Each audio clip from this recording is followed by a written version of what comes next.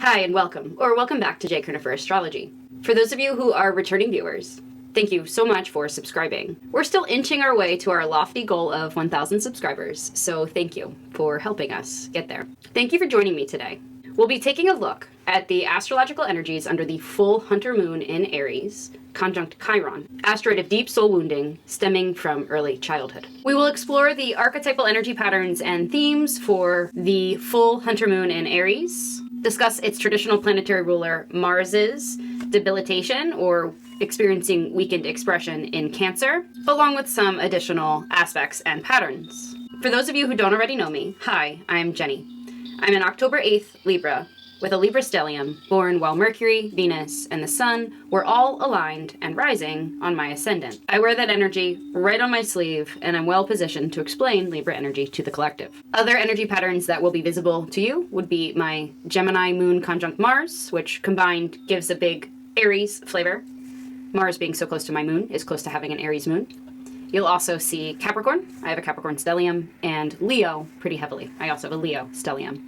Feel free to comment your placements. I love getting to know you. That's more than enough about me. We can continue to get to know one another through the comments section. Without further ado, I'd like to begin our discussion of the full Hunter Moon in Aries with a brief recap of the weeks preceding the astrological recent history. If we rewind all the way back to mid-September, our mid-September lunar eclipse, North Node lunar eclipse in Pisces, the full harvest moon in Pisces, it coincided with the autumnal equinox, which this year fell on Sunday, September 22nd, 2024. This full moon lunar eclipse featured a conjunction between the moon and its modern planetary ruler, Neptune, in the late degrees of Pisces, with the moon activating its planetary ruler by conjunction. We had Saturn co-present in Pisces, and it still is, near the territory of Gong Gong, bringing massive and extreme flooding. Neptune is Poseidon, lord of the seas. And with Saturn and Neptune, we've already discussed it from March 2023 until 2025 and parts of early 2026, brings dangerous water, which can include attacks or poisons or toxins in the water supply, flooding, riptides, etc. We witnessed a devastating example with Hurricane Helene and Milton after, but Helene specifically for the southeast United States, especially western North Carolina, South Carolina, and Georgia. Florida also affected, and now by Milton. We are likely to continue to see extreme weather events unfold. This pattern really picked up back around March 7th, 2023, when Saturn first ingressed and joined Neptune in Pisces. Neptune was already there. This brought the term atmospheric rivers to the media for the first time I'd ever heard it. And the trend of flooding is likely to continue into 2025 and early 2026, as Saturn and Neptune conjoin, traveling together along the cusps of Pisces and Aries. That lunar eclipse in Pisces, we had that activated Neptune, the modern ruler of Pisces energy, prepared us by foreshadowing what the North Node in Pisces, South Node in Virgo, from January 2025 until July 2026, what lessons it will bring for the collective. Themes may include increased spirituality, increased focus on vulnerable populations and underrepresented populations, such as, but not limited to, children, animals, the homeless, mentally ill, veterans, and immigrants. Neptune is approaching a return to its critical anaretic 29th degree of its sign of rulership, which brings a crisis point involving Neptune ruling over the collective or subconscious. And in Pisces, it's a crisis of faith or belief. This conjunction will occur exact in March 2025 and again via retrograde in October 2025, direct to final time in January 2026. But this upcoming conjunction will really be impactful because it will feature a conjunction also involving the North Node of fate and destiny. This will really be impactful in March 2025 when it features a triple conjunction between the North Node, Neptune, and Saturn in the late degrees of Pisces. Neptune 29 degrees Pisces is linked to extreme flooding, shifting into greater spirituality after experiencing a crisis of faith or a loss of belief. Life puts us through situations to grow. We go through breakups, job losses, divorces, etc., all for the sake of being led back to ourselves. We grieve that loss. We grieve the loss of the potential, the loss of the connection, because we know how it was can never be again. We're left asking, how can we grow from this? It's all about shifting out of an attitude of why me and into one of try me, which is very Aries. The greatest and strongest individuals are those who have been tested and still choose to continue to grow. 2 weeks after that, we had a solar eclipse. We kickstarted October with a solar eclipse 10 degrees 3 arc minutes Libra. This was on October 2nd, 2024, featuring a fallen sun answering to a weakened Venus in exile in Scorpio. And this was while the sun was conjunct not only the moon, but Black Moon Lilith. This new moon solar eclipse in Libra featured a weakened sun conjunct not only the moon, the new moon, but also the south node of karmic fate and destiny, and Black Moon Lilith. It was a new moon south node eclipse, in fact, featuring an exact conjunction to Black Moon Lilith, 10 degrees Libra. 10 degrees Libra is the first decan of Libra, which covers the territory from 0 to 9 degrees Libra. 10 degrees to 19 degrees Libra is in the second decan of Libra.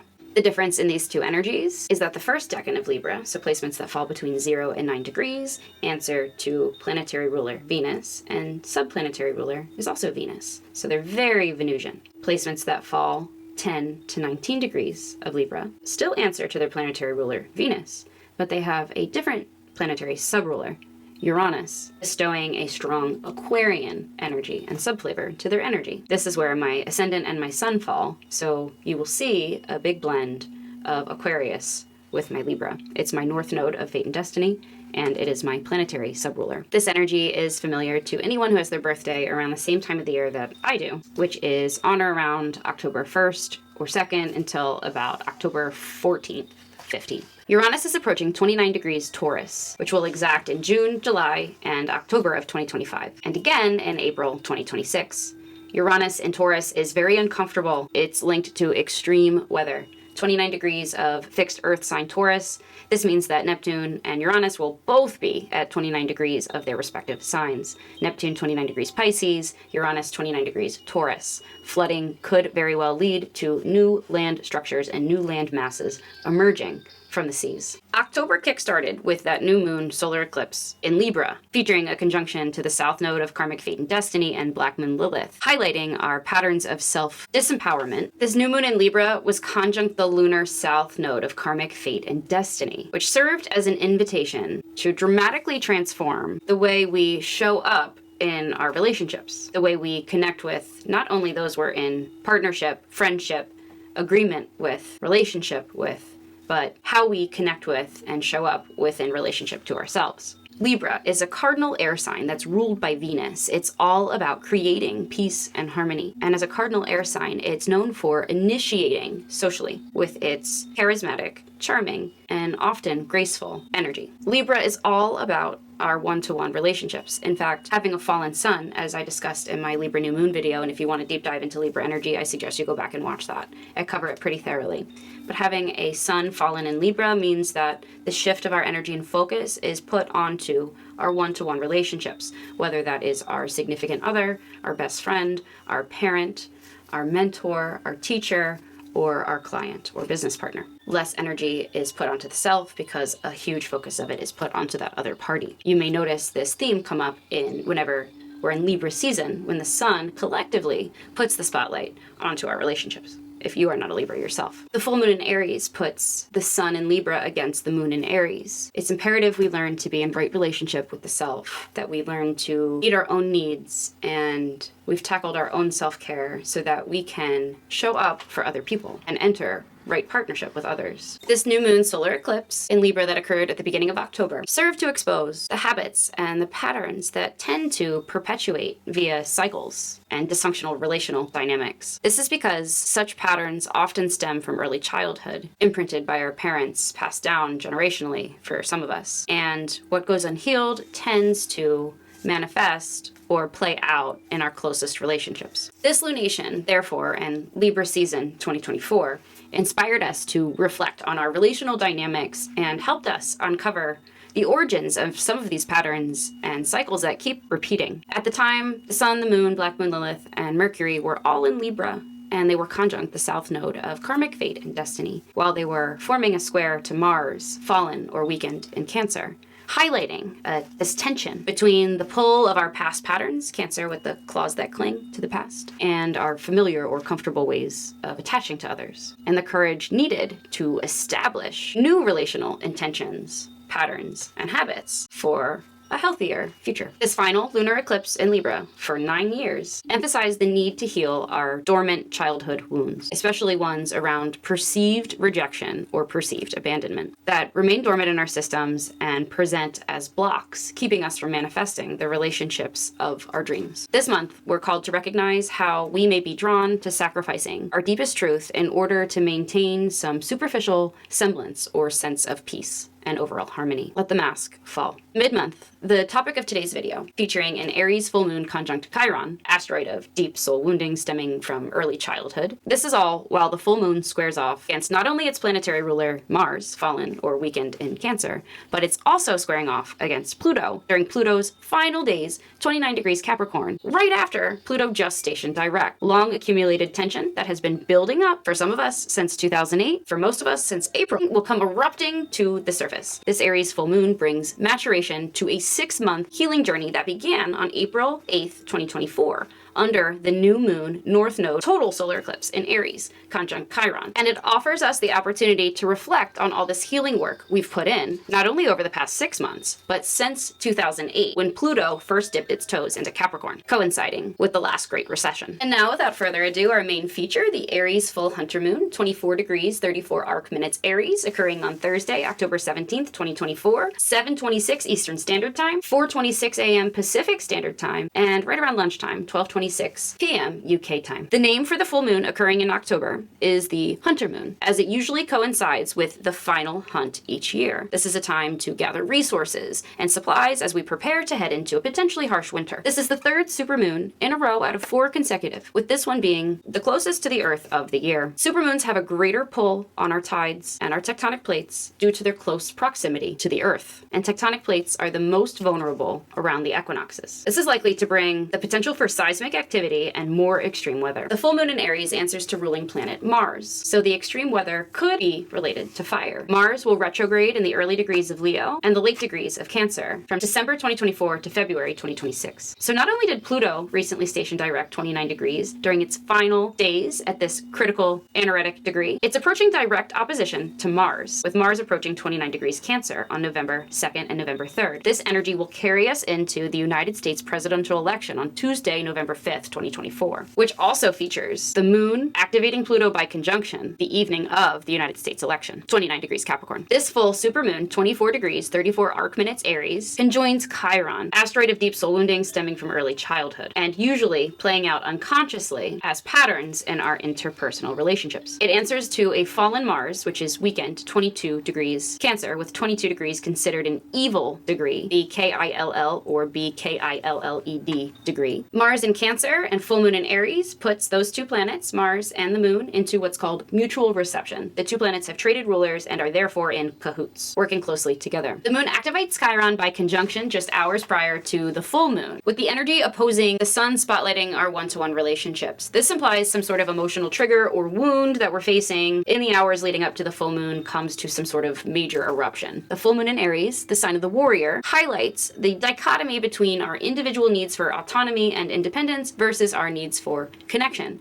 which can spark potential conflicts and power struggles within our closest one-to-one interpersonal relationships, especially as we strive to find balance between our needs for separateness or aloneness and togetherness. If you're someone with strong Aquarian energy like myself, you may find that you need a lot of alone time, and that's okay. This is due to the full moon's aspects with Chiron, Pluto, and Mars. Long accumulated tension comes erupting to the surface as this transit attempts to take us to our relational breaking points. Where have you settled for a comfortable lie instead of accepting a more uncomfortable truth? This powerful lunation may reveal uncomfortable truths, and it may illuminate, as full moons are wont to do, our individual healing journey over the past 6 months, since that April 8th new moon total solar eclipse, and even all the way back to 2008 when Pluto first ingressed into Capricorn. That is right around the time I was preparing to graduate from high school. This is all part of a grand cardinal cross. Do you see the box shape I've highlighted with bold red lines here? The full moon is facing internal pressure against Pluto, 29 degrees Capricorn, and Mars, the full moon's planetary ruler, 22 degrees Cancer. While those 2 planets, Mars and Pluto, approach direct opposition. All of this tension is building up and will come to a major boiling point. In one corner, we have the fallen sun spotlighting weak spots in our one-to-one relationships and our transforming values, with the sun's ruler Venus weakened and exiled in Scorpio, opposing the full moon conjunct Chiron, asteroid of deep soul wounding. The Grand Cardinal Cross is one of the most powerful chart patterns possible in astrology. We have multiple planets at the 29th critical anaretic degree of their respective signs. Venus, 29 degrees Scorpio, planetary ruler of Taurus and Libra and all Taurus and Libra placements, including Uranus, 26 degrees Taurus on demon star Algol, the Sun, 24 degrees Libra, featured in this full moon, and Pluto, 29 degrees Capricorn, planetary ruler of Scorpio and influencing Venus and Scorpio and all Libra, Taurus, Aries, and Scorpio placements. Do you see how this gets quite tricky? Just hours after this Aries full moon, Venus shifts from obsessive, mysterious,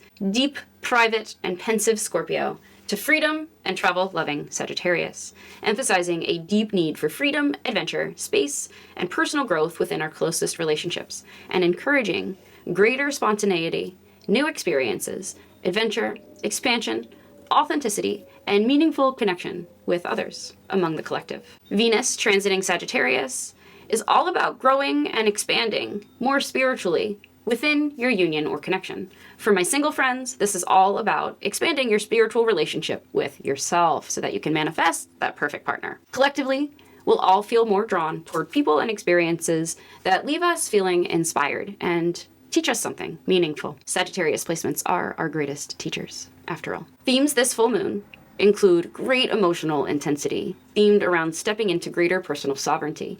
Mars opposite Pluto, exacting November 2nd and November 3rd, 2024, leading us into the night of the United States presidential election. The energy repeats January 3rd, 2025, with Mars retrograde, 0 degrees Leo, opposing Pluto, which Pluto will be direct, 0 degrees Aquarius that time, implying a change of leadership with many unforeseen curveballs ahead. The opposition repeats a final time, with Mars direct in the early degrees of Leo and Pluto direct the early degrees Aquarius on April 26th, 2025. I imagine that one will be just as powerful as this November one, with both planets being direct. Mars approaching opposition to Pluto, eruptions of volcanic proportions. Think Clash of the Titans type energy. With this energy kickstarting under an Aries full moon, Aries, the sign of the warrior, the hero's journey, with Mars 22 degrees at the KILL or BKILLED degree. We could be feeling fiercely protective due to threats to our home, our homeland, or our family, or feeling a threat to our security, whether that's our financial security or the security of our homes. All of this is combined while the sun has fallen in Libra, which makes us more prone to illnesses due to weakened immune systems and the changing of the seasons. It implies a combative nature or energy and a tendency to push oneself too hard, which can lead to getting sick or burnout.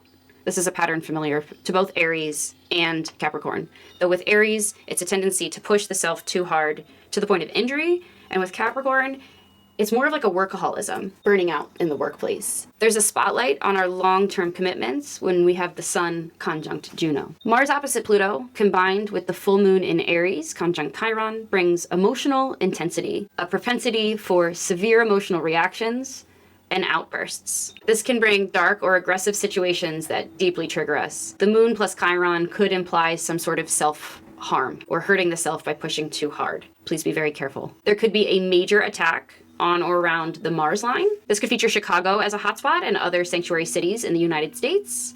We may see increased nationalism, major twists and turns heading into the upcoming election, potentially more protests. Both candidates have aspects in their natal chart that are activated by this coming lunation, this full hunter moon in Aries. Transiting Uranus and Taurus on Algol is square the United States natal moon, Aquarius moon. This is big, we're not gonna take it energy. And this time around, power grabs, we're not going to take it. The upcoming Mars retrograde beginning December 6th, 2024 will unravel the results of the election and may also unravel leadership as we know it. It begins in the early degrees of Leo. October historically coincides with economic recession. And well, there is the October surprise. Mars in Cancer has ripple effects on the housing market, with Venus in Scorpio tied to our failing insurance market in the wake of extreme weather events. Uranus in Taurus and Saturn plus Neptune, and soon to be the North Node with their upcoming triple conjunction in the late degrees degrees of Pisces, which we talked about in the intro. We may also see revelations around power and the misuses of power. We've already seen several of these. Venus 29 degrees Scorpio highlights shadow Scorpio, shadow Venus, Taurus, Libra, with Venus influencing Uranus in Taurus on Algol, and the Sun fallen or weakened in Libra until October 22nd, when the Sun moves on to Scorpio. Venus in Scorpio is also influencing the South Node and Black Moon Lilith, and Juno in Libra. Pluto 29 degrees Capricorn highlights shadow Capricorn, with Pluto influencing Venus in Scorpio and Mercury in Scorpio, with Mercury directly influencing as a planetary ruler for Jupiter, while Jupiter is in Gemini this year. Scorpio is the sign of secrets and the underworld. Scorpio placements tend to be deeply private, and that mystery only adds to their allure and magnetism. More secrets will come to light under this full moon, and as we enter Scorpio season. The emergence of hidden feelings can affect our deepest one-to-one relationships. Whenever Mercury ingresses in Scorpio, it increases our desire to dig deep and uncover secrets, reveal hidden truths, and challenge anything formerly viewed as taboo or occult. Prepare to tune in for true crime, horror, and psychological thrillers. This is a powerful time for introspection, therapy, and shadow work, if you dare. It's a great time for inner exploration. All of the above pursuits will ultimately serve to deepen your psychological and emotional awareness and your overall EQ, emotional intelligence quotient. Scorpio is a deeply private, fixed water sign. So during the upcoming weeks, we will feel more drawn to speak less and observe more, while we explore what's unconscious. Scorpio is all about reading what's unsaid. My Gemini moon is in my 8th house, and I have my Pluto in Scorpio in the 2nd house. So hopefully I can help illuminate what Scorpio energy means as a Pluto in rulership in Scorpio millennial and an 8th house moon. Scorpio is all about reading what's unsaid energetically. It is about picking up on what's between the lines, the intonation, the body language. Scorpio is a strong energy pattern in people who choose to solve crimes or police work, because there's a problem-solving, sleuthing energy to it. It's almost like if you put a puzzle in front of me, I can't not.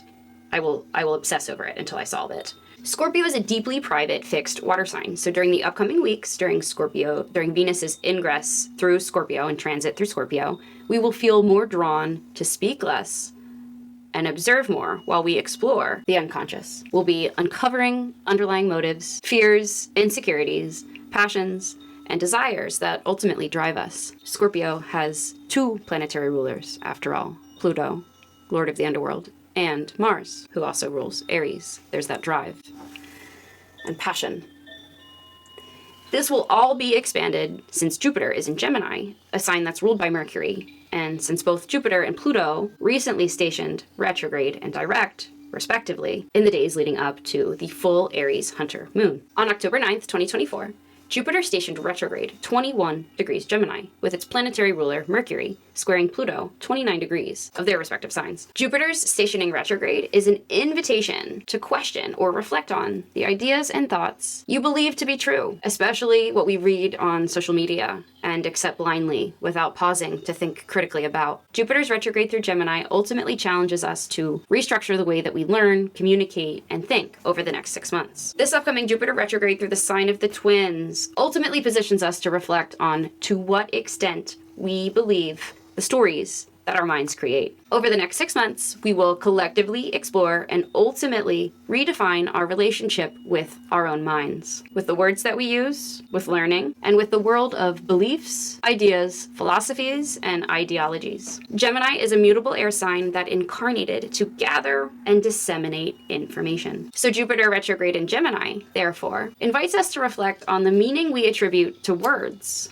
thoughts, data, and information. Jupiter in Gemini is really magnetizing the polarity, and we can see this playing out on social media. 21 degrees is a Sagittarius degree, so look out for a radical shift in ideas or beliefs among the collective. On October 11th, 12th, depending on where in the world you're tuning in from, Pluto stationed direct 29 degrees Capricorn with just a few weeks left there. This can be expressed in a more extreme or shadowy way. Look out for power grabs and more attempts at centralized control. Pluto 0 degrees Aquarius is right around the corner, November 19th, 2024, which will look forward to horizontal, not vertical systems of power and organization. We can also look forward to a more equitable distribution of power shifted more equally among the people. The power of Pluto stationing direct carries us into mid-October. Pluto's change of motion is a collective invitation to align with our increased self-awareness, which likely shifted while Pluto was retrograde the previous 6 months. It has likely also shifted since Pluto's been in Capricorn since 2008. Pluto serves to transform, so this is an invitation to effect changes